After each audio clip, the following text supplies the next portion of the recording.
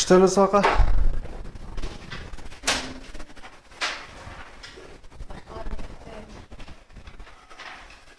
Ben başkalar tikecekler. Biz ötken saat katı olan başlayalım.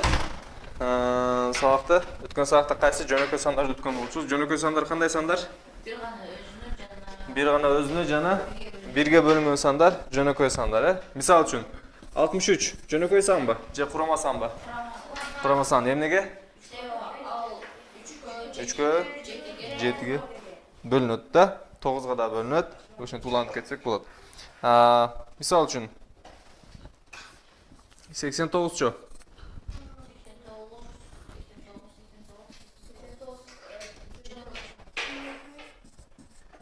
89 misal үчүн жөнөкөй сан турат. Себеби бир гана өзүнө жана бирге бөлүнөт. Жакшы, жөнөкөй сандарды катылган болсо, анда кийинкиси жөнөкөй көбөйтүүчүлөргө ажыратуу. Жөнөкөй көбөйтүүчүлөргө. Бул жакта көбүнчө ката кылып калышыбыз мүмкүн. 12-нин жөнөкөй көбөйтүүчүлөрү кантип табат элек? Биринчи өзүн жаза алабыз, туурабы? 12 2-ге бөлөбүз 6, 2-ге бөлөбүз 3, 3-кө бөлөбүз 1. Значит, жөнөкөй көбөйтүүчүлөрү кайсы? 2 жана 3. 2 жана 3 экен. 14-чү жөнөкөй көбөйтүүчүлөрү? 2 жана 7. 2 жана 18-чи? 2 жана 9. Жок. 2 жана 3. 2 жана 3. 2 жана 3. Туурабы? 2 и 3. 28-чи? 2 7. 36-чы?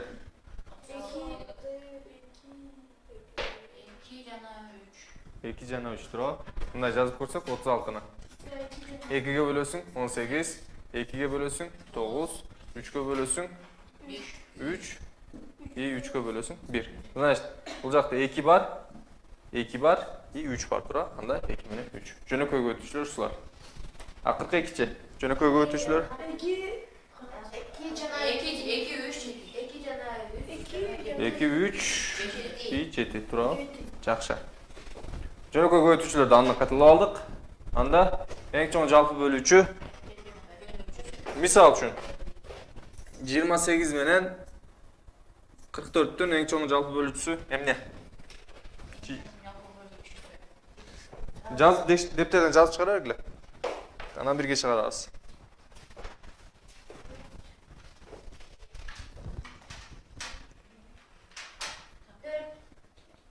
4.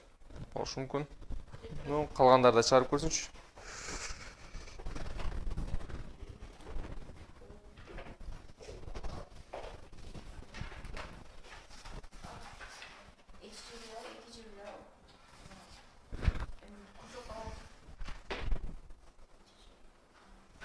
Жыйырма сегиз менен 44.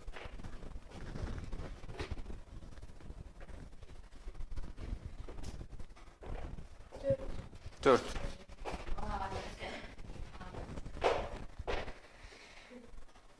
Hazret Ramazan. Makul, жазып көрөлү. 28 и 44.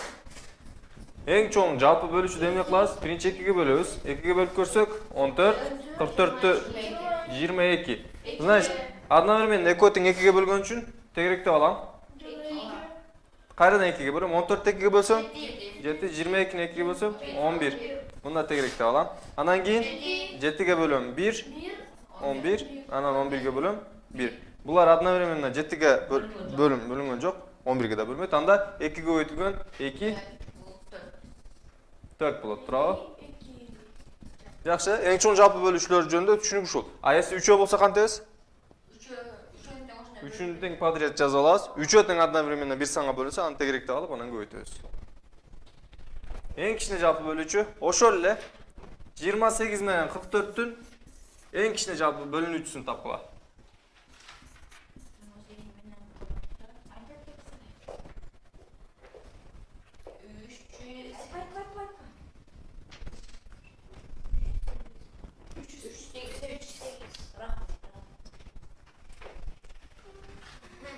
Да, чагыл дептерге жаз.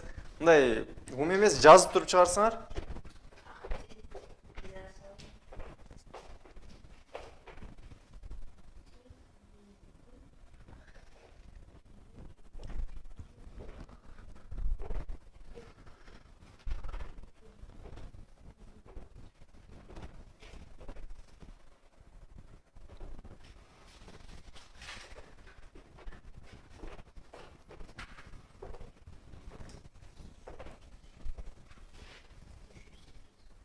Ну, Эмилдан, чыктыбы?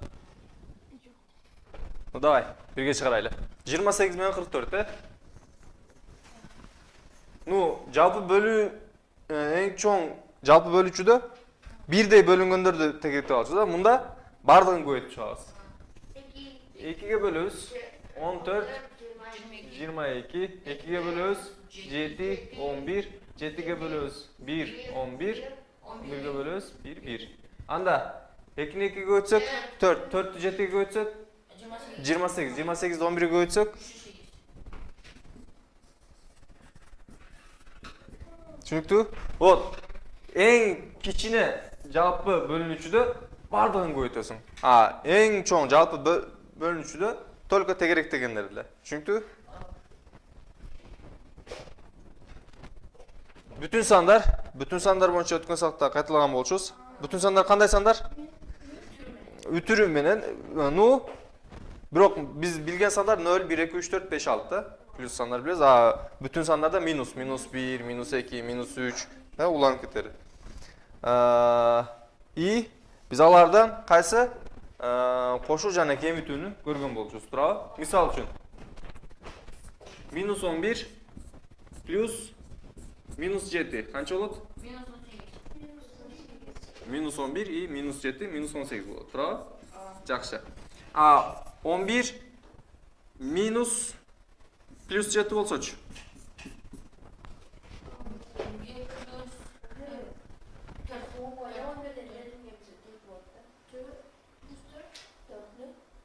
Төрт, туурабы? Жакшы. Эми бул сабакта уже булардын эмнесин үйрөнөбүз? Көбөйтүүсүн, бөлүүсүн. Түшүнүктүбү? Бүгүнкү сабагыбызды эми баштайлы. Бул өткөн сабактарыбызда көргөндөрүбүз. Бүгүнкү сабакта биз аларды бөлүү жана көбөйтүүнү көрөбүз. Биринчи, бөлүү жана көбөйтүүдү көтөрүүдөн мурда бирдекени карап калайлы. Биринчи, бизге берилген сандарда, могу жакта көрө турган болсоңуздар, минус менен плюс бар, туурабы? Минус менен плюсту бири-бири менен көбөйтүшүбүз керек. Или болсо, плюс менен плюсту, могу жерде минус менен минусту көбөйтүшүбүз керек болуп калат. Могу жерде плюс менен минусту. Давай буларды көрүп алайлы. Биринчи, минус болгон любой цифра менен, алдына минус болгон любой цифра менен, алдына минус болгон башка бир цифраны бири-бири менен көбөйткөндө ар дайым обязательно плюс чыгат. Түшүнүктүбү? Мисалы үчүн, душманымдын душманы менин досум. Если минус менен алды плюс болгондо көбөйтсөк, минус болот. Мына экөө кара. Минус, плюс. Значит, минус. Если плюс минус болсочу? Минус. Аны деле просто мо экөө ордун алмаштырып алат. Правильно? Аны да кайрадан минус. Плюс плюс менен плюсту көбөйтсөк? Нет, плюс болот. Обязательно плюс болот. Вот, кара. Минус менен минус и плюс менен плюс гана плюс болушу мүмкүн. Минус менен плюс, плюс минус минус болот. Мисалы үчүнчү, бул жакта экөө эле бар экен, Если үчөө болуп калсачы? Пусть мындай болсо, минус и еще минус болуп калсачы? Давай. Минус менен минусту көбөйтсөк? Плюс чыгат, туурабы? Вот бул жактан билебиз. Анда плюс, уже бул жер плюс болду, көбөйтүлгөн, бул минус. Плюс менен минусту көбөйтсөк? Минус чыгат. Түшүнүктүбү? Вот ошол жакта үчөө болсо, төртөө болсо да ошентип биринчи экөөнү кыла аласың, анан кийин калгандар менен көбөйтүп кете бересиң. Давайте, биринчи моон чыгарайлы. Бул мисал да. Бул жакта көңүл бурушубуз керек болгон нерсе кайрадан. Во-первых, кашанын ичине карайбыз и плюспу, минуспу ошого карайбыз. Биринчиси минус экен, экинчиси плюс. Минус плюс Минус. А 5 менен 2-ни көбөйтсөк 10. Значит, ответ минус 10. Түшүнүктүүбү? Биринчи алдындагыда карайбыз. Биринчи эмнесине знакка карайбыз. Знак минус и плюс. Минус менен плюсту көбөйтүш керек. Көбөйткөндө тогда минус болот. Кийинки мисалды карайлы. Плюс көбөйтүлгөн плюс. Плюс эмне болчу? И 3 18. Минус плюс 1 4 4. И еще бул жакта карап өтүшүбүз керек. Если плюс болсо, жооп плюс чыгат го. Плюсту жазбай койсок деле боло берет. Плюс 18 болду, мындай 18 деп жазып алсам. Плюс 4, значит муну жөн ана 4 деп жазып алсам болот. Түшүнүктүүбү? Да. Плюс минус 97 63. Түшүнүктүүбү? Жаз дептерге.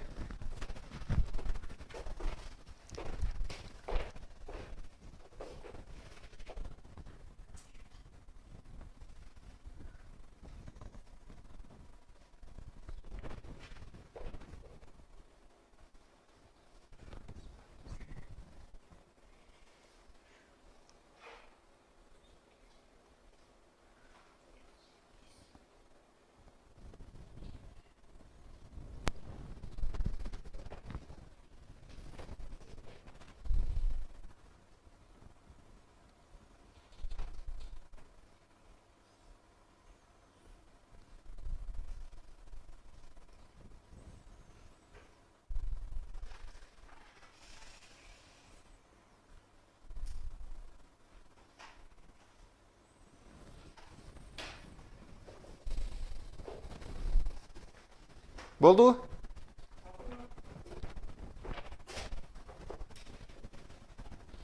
Муну аткарала. Дептерге жазып аткарала. Ну, жок, дептерге полный суроону жазсаңыз.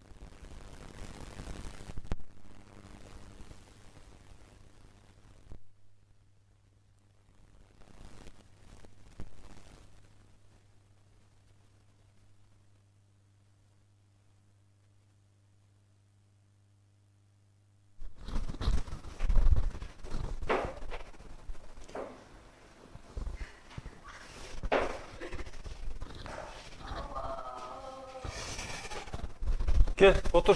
Ne?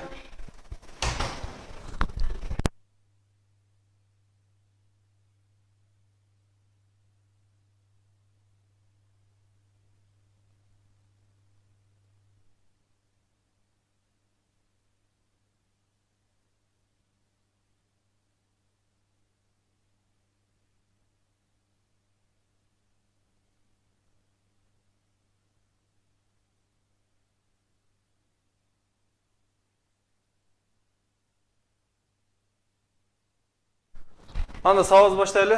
Амалдарды аткаруу. Биз бул амалдарды аткарууда көбүнчө бүтүн сандар менен байланышкан суроолор чыгат олимпиадада. Ошол себептен бунда бир сыйра карап өтүшүбүз керек. Бул жакта биз амалдарды аткарууда төмөнкү нерселерге көңүл бурушубуз керек. Биринчи, бизге берилген амал бүтүн сандар менен байланыштуу болгон амалдарда биринчи ар дайым бизге берилген нерседе биринчи кезекте кашанын ишин аткарабыз. Кашанын ичиндеги амалдарды аткарабыз. Андан кийин экинчисинде жок, экинчисинде даражаларды аткарабыз. Даража боюнча бир мурда сакта караган болчубуз. Үчүнчүсү өзүнүн кезеги менен биринчи көбөйтүү келсе көбөйтүү, бөлүү келсе бөлүү. Көбөйтүү менен бөлүү.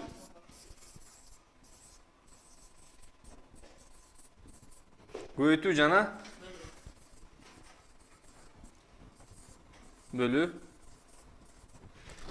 Төртүнчүсү болсо кошуу жана кемитүү.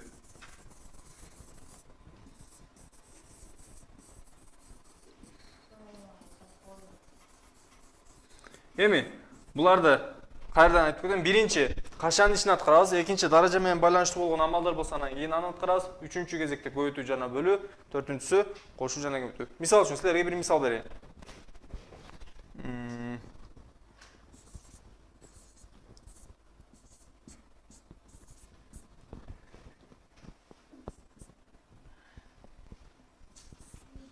Муну кантип аткарабыз?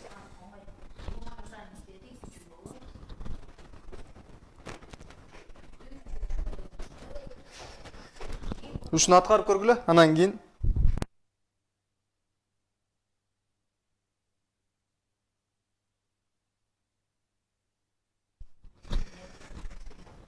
макул, бирге аткарайлы. Биринчи карай турган болсок эмнени аткарабыз? Кашанын ичин аткарышыбыз керек, туурабы? Биринчи кашанын ичин аткара турган болсок, бул жакта каша барбы? Бар. Анда 2-нин квадраты көбөйтүлгөн 5 минус 2 эмне? 3. И көбөйтүлгөн 3-түн квадраты плюс 5. Туурабы? Андан кийин каша бары башка? Жок. Анда биринчи жумуш бүттү. Экинчиси даражаларды аткарышыбыз керек. Даражаларды карай турган болсок, биринчиси 2-нин квадраты эмне болот? 4.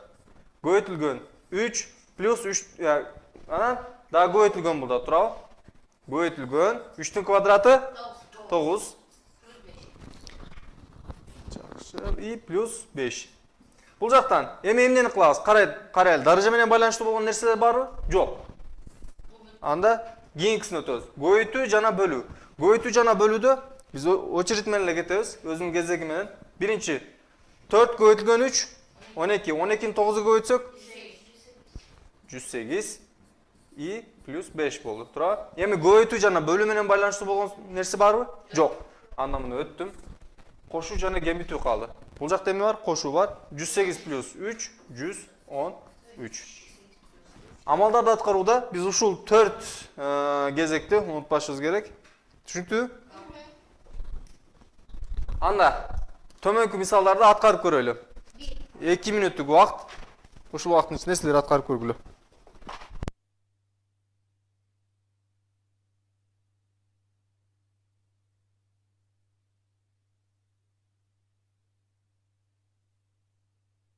Албетте жооп сабакты угуп аткандар онлайн аркылуу жазса болот. Жакшы, кызыккадан жооп келди.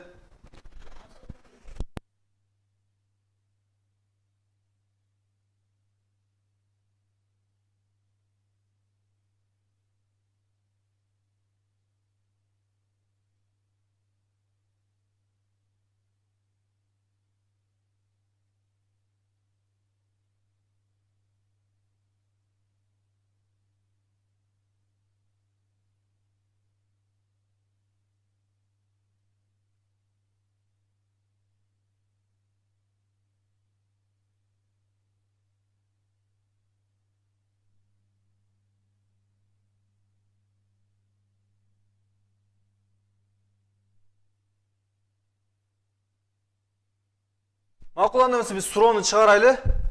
Биринчи, бул жакта чыгарып атканда амалдарды аткарууда эмне? 4 очередь бар, 4 кезек. Ошого көңүл бурушубуз керек. Биринчи суроону карай турган болсок, биринчи суроодо каша барбы? Жок. Экинчи очередте эмне келет эле? Даражалар менен байланыштуу болгон амалдар. Даража барбы? Биринчи суроодо? Жок. Анда көбөйтүү жана бөлүү. Көбөйтүү жок, бөлүү да жок. Бөлүү бар. Биринчиси 6 минус 15 3-кө бөлсөк 5. Жакшы. Эми көбөйтүү жана бөлүү менен байланыштуу амал барбы?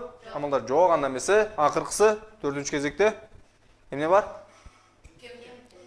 Кошуу жана кемитүү бар. 6 минус 5 барабар 1. Кийинки суроого өтөлү. Кийинки суроодо каша менен байланыштуу болгон амал жок. Даража менен байланыштуу болгон амал жок. Үчүнчүсү бөлүү бар. Минус 10 бөлүнгөн 2. Минус 5. Кошулган 1. Минус 5 кошулган 1. Минус 4. Кийинки суроого карайлы. Кашанын ичинде бар. Бул жакта 9 минус 4 деген бар. Анда эмесе биринчи кашанын ичине аткарып алабыз. 1 минус 9 минус 4 5 бөлүнгөн 5 дейбиз. Турабы? Эми карайлы. Каша менен байланыштуу болгон амал жок. Жакшы, өттүк. Даража менен байланыштуу болгон амал барбы бул жакта? Жок. Өттүк. Анда көбөйтүү жана бөлүү. Карайбыз, бул жакта бөлүү бар. Анда 1 минус 5-ти 5-ке бөлсөк 1 барабар 0 деген жооп келип чыгат. Жакшы. Андан кийинки мисалда карай турган болсок, каша менен байланыштуу болгон биринчи ар дайым кашаны аткарабыз. Кайдан кайталап өтөлү. Анда кашанын ичи эмне? 2 көбөйтүлгөн минус 6 плюс 2. Минус 6 плюс 2 эмне болот? 4 минус 4. 2 көбөйтүлгөн минус 4 бөлүнгөн 4. Эми кашанын ичи бүттү. Даража менен байланыштуу болгон нерсе жок. Анда көбөйтүү жана бөлүү амалын карайбыз.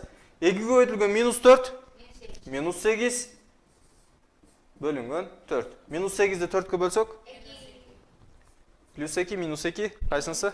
Минус 2.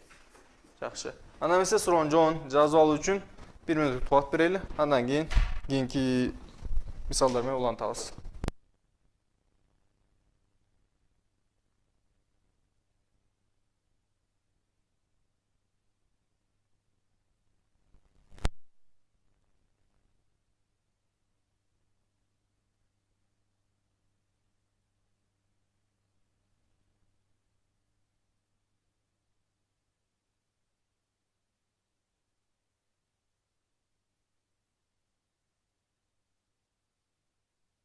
Анда сабыбызды улантайлы. Кийинки мисалдар төмөнкүдөй 3 мүнөттүк убакыт берели. Ошол убакыттын ичинде суроолорду чыгарып, албетте жоопту TrueConf программасы аркылуу калтырсаңыздар болот. TrueConf.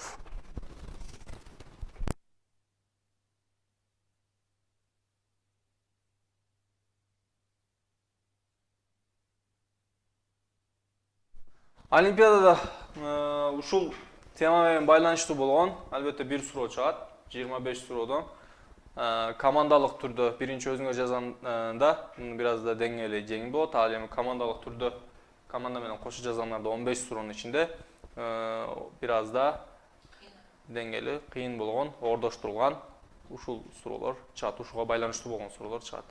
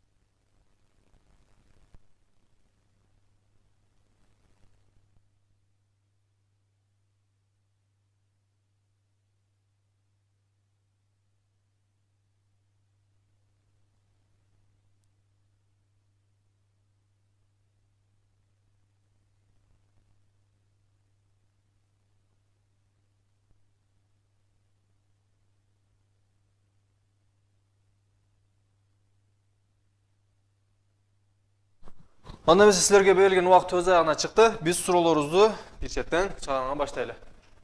Биринчи, кашан ишине байланыштуу болгон суроолор. Бул жакта карай турган болсок, -2-нин кубу бар. Бул жакта кашан ишинде аткарыла турган амал жок.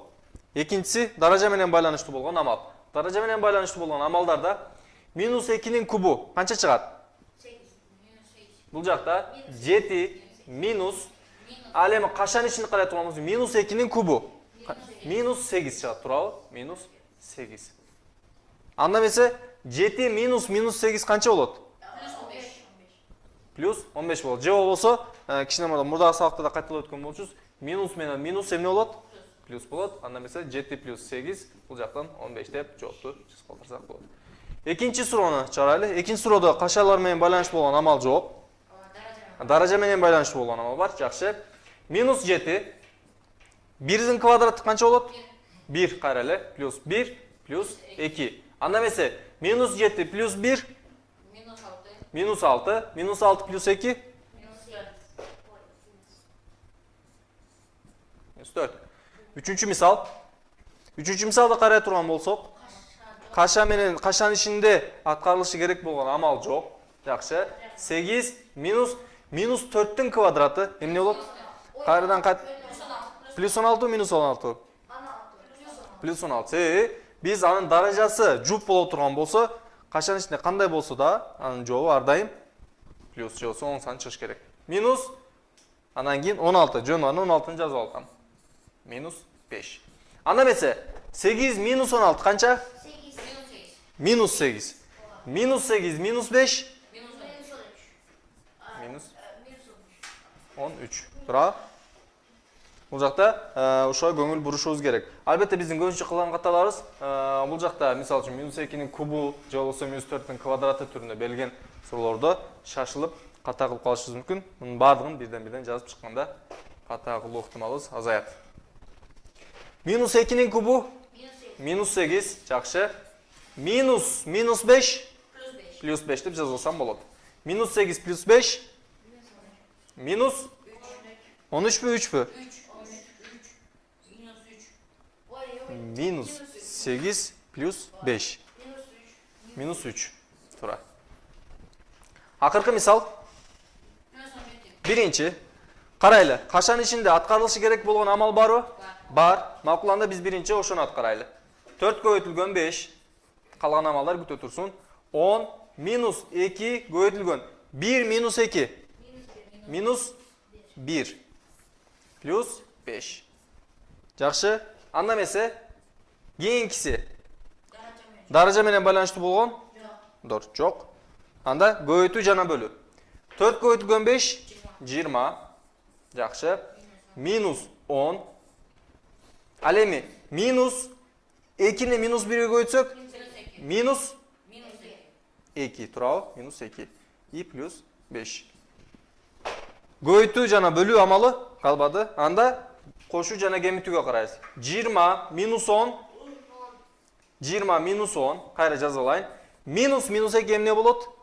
Плюс 2 плюс 5. 20 минус 10. 10. 10 плюс 2. 12. 12 плюс 5. 17. Анда эмесе суроонун жообун жазып алуу үчүн силерге бир аз да убакыт берейин. Андан кийин кийинки суроолор менен сабагыбызды улантайлы.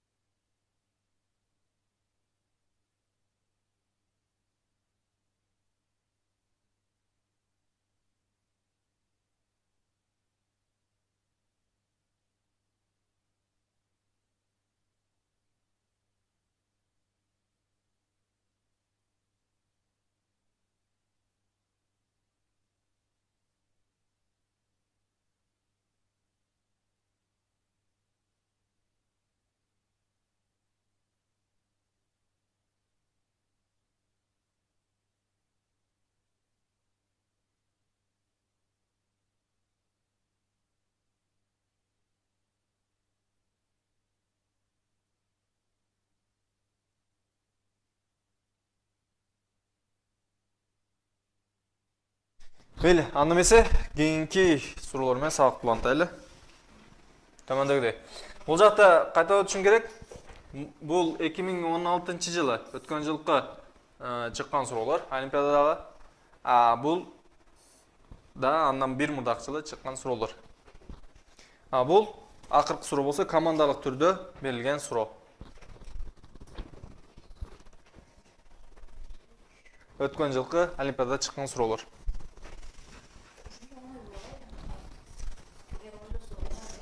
Бул 25 суроодон бир ушундай суроо чыгышы мүмкүн да. Командалык түрдө мындай бир аз да татаалдаштырылганы берилет. Сен жөнөкөй өзүң менен байланышканда тигилер.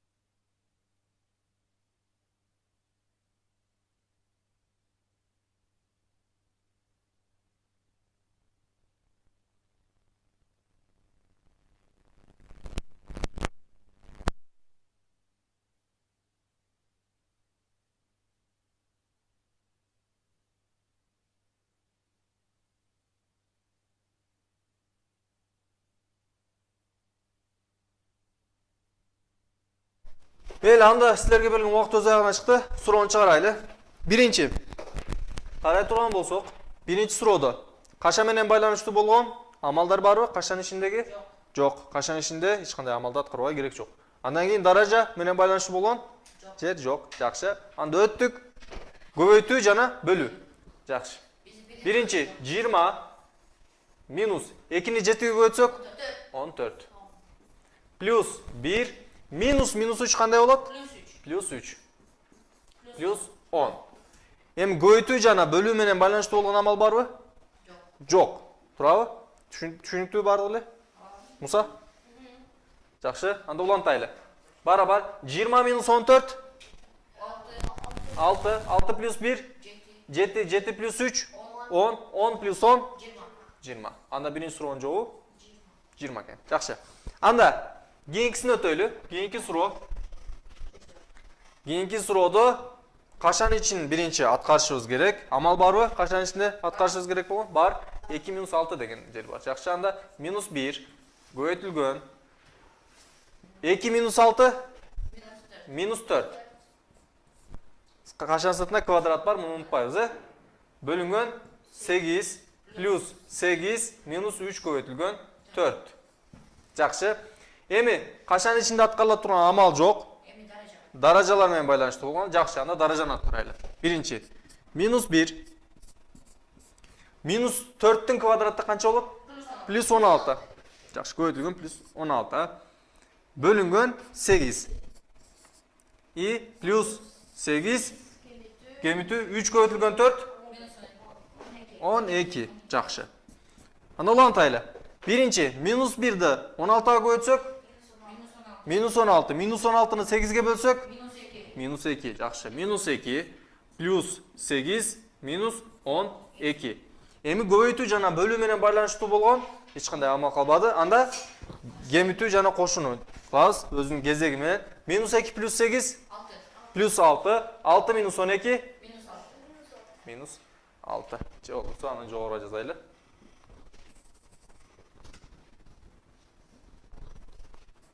Плюс 6 минус 6. Минус 6. Жакшы. Кийинки мисал оңой эле силер үчүн. Биринчи кашан менен байланыштуу болгон жок, даража менен байланыштуу болгон жок. Аны көбөйтүү менен 7 минус 3 көбөйтүлгөн 6 3 көбөйтүлгөн 2 6 барабар 7 минус 6 1 деген жооп келип чыгат. Акыркы сурообуз бизге бир аз да убакыт алат. Кашан ишин биринчи аткарышыбыз керек? Кашан ишин жазала турган болсом биринчи 8 көбөйтүлгөн 0 минус 1 плюс 2 көбөйтүлгөн 3 6 6-ны 4-кө бөлөм. 1,25. Албетте биз бул ондук 1,5 1,5 болуш керек, турабы? Биз муну ондук бөлчөк менен байланыштуу болгон суроолорду кийинки сабактарда да суроолор жана темаларды кийинки сабактарда биз силер менен кайталап өтөбүз. Минус 5 плюс 6 көбөйтүлгөн 7 42-ни 8-ге бөлсөк минус 5,25. Эми суроону чыгарайлы. Плюс бу? Ооба, плюс тура. Эми 0 минус 1 минус 1 минус 1 минус 1,5 минус 2,5 болот, тура. Минус 1 минус 1,5 минус 2,5 турабы? Андан кийин калган амалдарды аткарып жоопторду турасын чыгарсаңыздар болот. Түшүнүктүү? Акыркы суроону калганда өзүңөр чыгаргыла, аягына чейин чыгаргыла. Кайсы жерде айтасың? Ал жак плюс экен, Анда минус 0,5 минус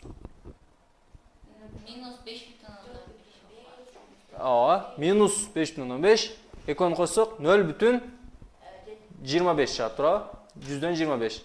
Анда көбөйткөнүздө 75 чыгабы. Жакшы.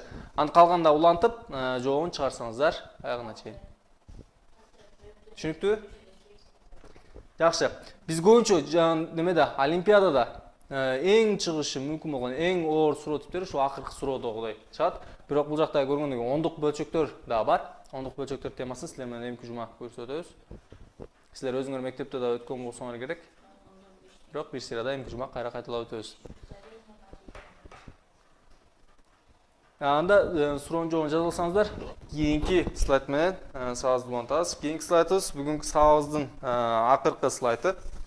Андан кийин силерге ар бир мугалимге жөнөтүлгөн нелер бар, worksheettер бар. Аларды силер үй тапшырмасы катары аткарсаңыздар болот.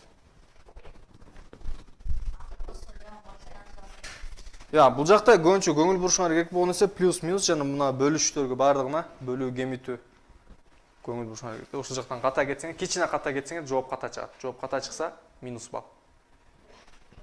Ошон үчүн шашылбай чыгарыш керек да бул суроону. Жакшы, анда кийинки слайдка өтүп атам.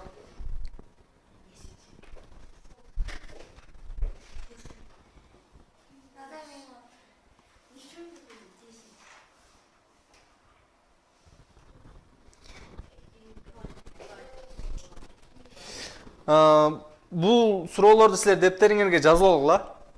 Буларды үй тапшырмасы катарында аткарасыңар.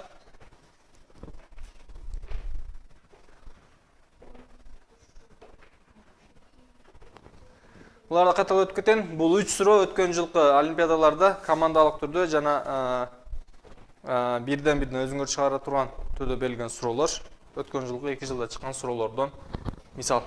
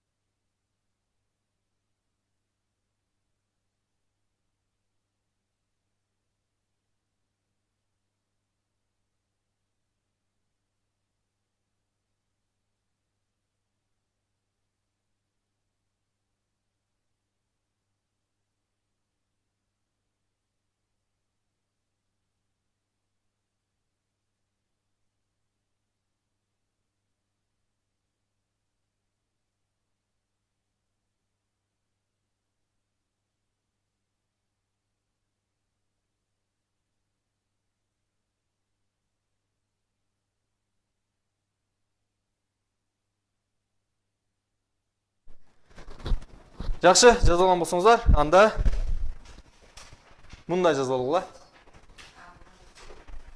Албетте булар үй тапшырмасы катары буларды аткарсаңыздар. Бул акыркы, бул эки слайдта булар биз өткөн жылкы немелерде олимпиадаларда чыккан суроолор.